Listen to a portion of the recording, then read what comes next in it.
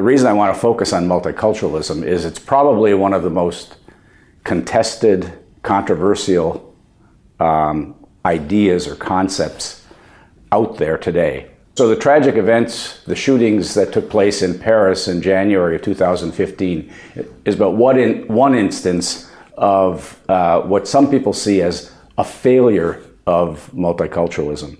Several world leaders have registered their belief that multiculturalism is, in some fashion, divisive. David Cameron has, Angela Merkel has, and the former head of France also has made this claim that multiculturalism divides people. It separates people. It renders people incapable of developing identities outside of their particular ethnic or religious communities.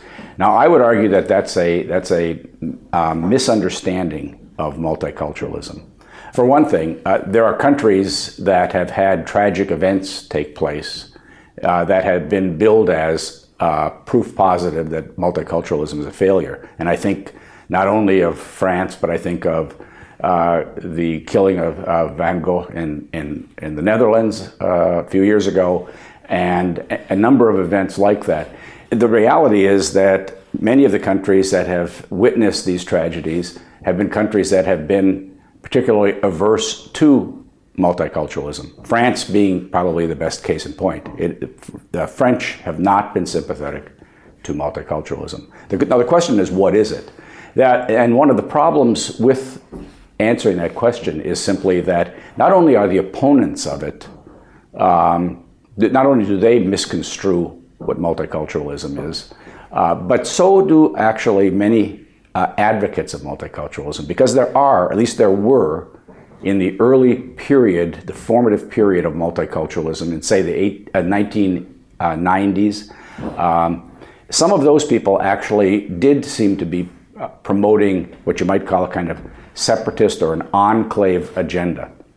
But in fact, what I would argue is that if you use the tools of sociological analysis, and if you look at multiculturalism not as a political ideology, not as a political philosophy, not as something where you have a normative stake in it, one either for it or against it, but if you try to look at what people actually do that we end up calling multicultural, what you'll discover is that what people tend to be doing is making claims that because of their group status or their group identity in a particular society, they have been in some fashion marginalized, excluded, placed into locations in the larger society in which they simply do not operate on equal footing with the mainstream. And so what kind of claims do they make? As it turns out, if you look at what groups have done in many countries in the West, and I'll use a couple of examples, you'll discover that, in fact, they're asking for some sort of accommodation, usually some sort of accommodation, some sort of exemption from certain sorts of rules or laws that allow them to maintain their cultural distinctiveness. Okay? And I'll give you an example of accommodation. Muslims oftentimes in workplaces request that they be provided the space and the time to respond to the call to prayer, which obviously can disrupt for a short period of time the workplace. Now, when they make these requests, they're not saying we want to work fewer hours a day than our non-Muslim counterparts. They're simply saying, let's find a way where we can listen to heed the call to prayer and do a day's work. So all we're asking the employer to do is to accommodate this. Now, accommodations usually take place without any kind of government intervention, because it's usually between an employer or a neighborhood or somehow associates in the larger society.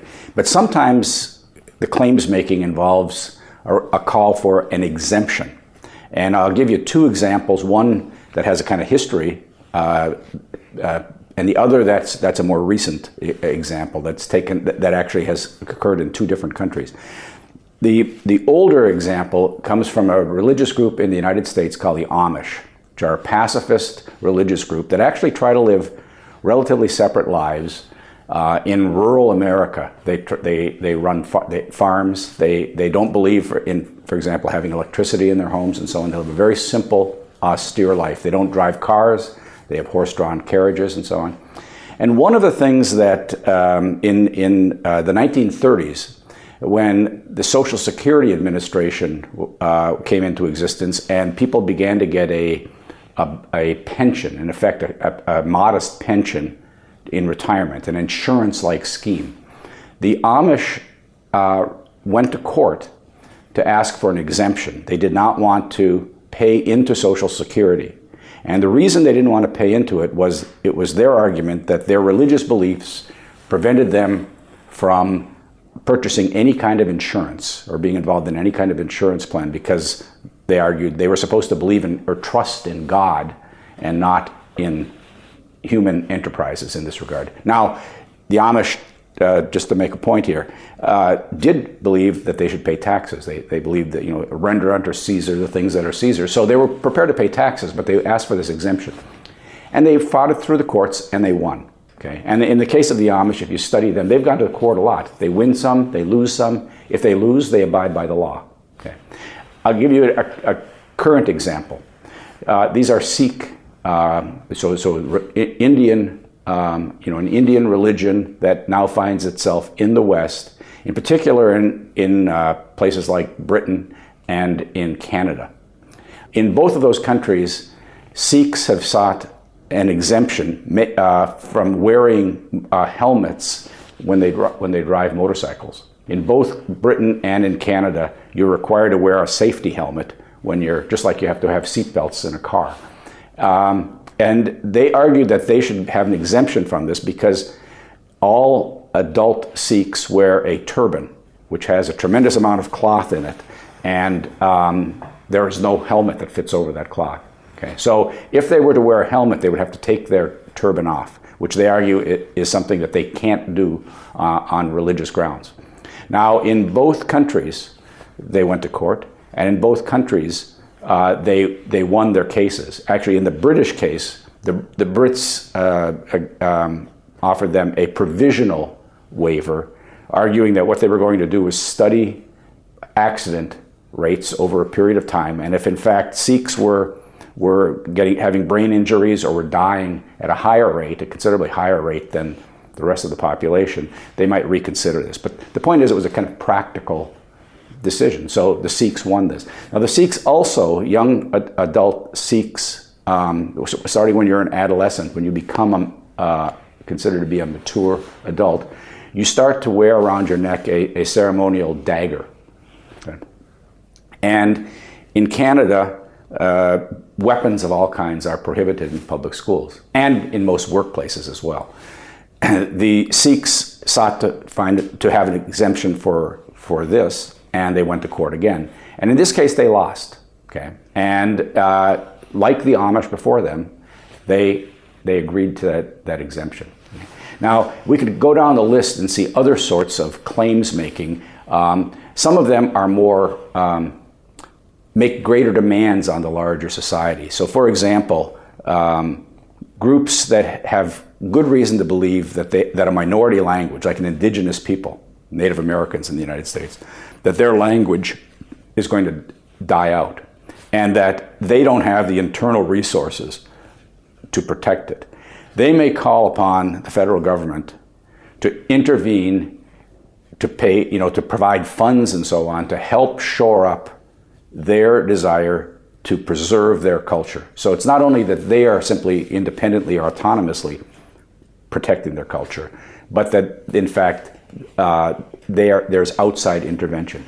And finally, a more extreme, the most controversial sort of claims making says, look, we have been the victims of long-term discrimination, prejudice, oppression, exploitation. And you think again of indigenous peoples, Aboriginal peoples, and in the case of the United States, you think of the millions of people who were the offspring of slaves, people who came here involuntarily, whose ancestors came to the United States involuntarily centuries ago.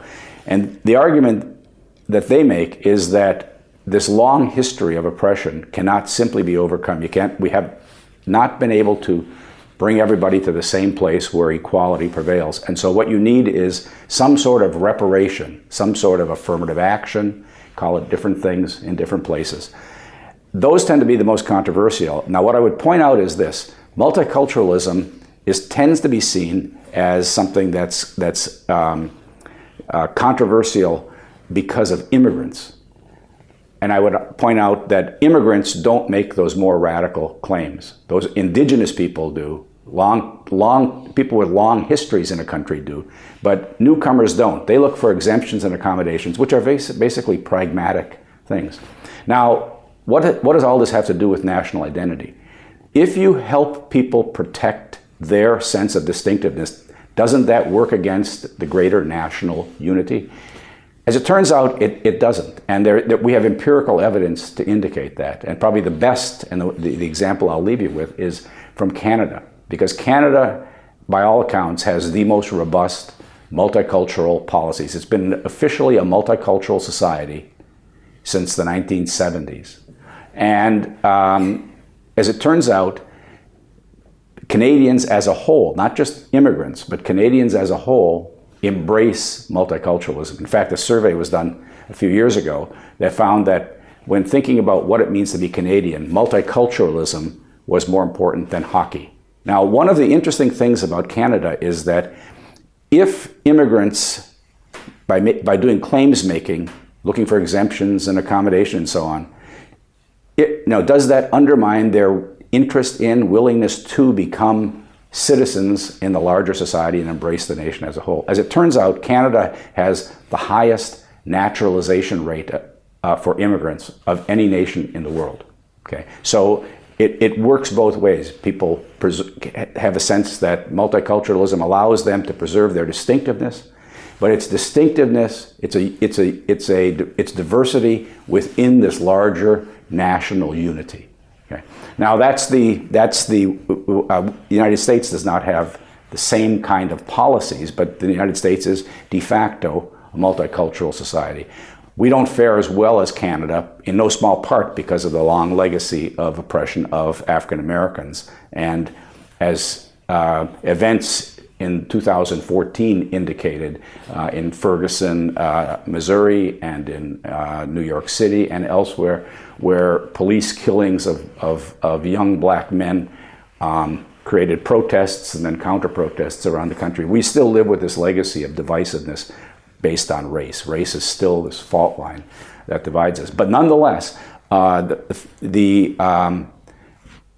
is not multicultural. There's no evidence that multiculturalism is to blame for those. In fact, the argument that I would make, if multiculturalism is what I suggest it is that multiculturalism prevents a lot of that a lot of conflict from happening, from bubbling forth. And where you find conflict, where you find tension, where you find terrorist acts and so on, it's usually because multiculturalism isn't present.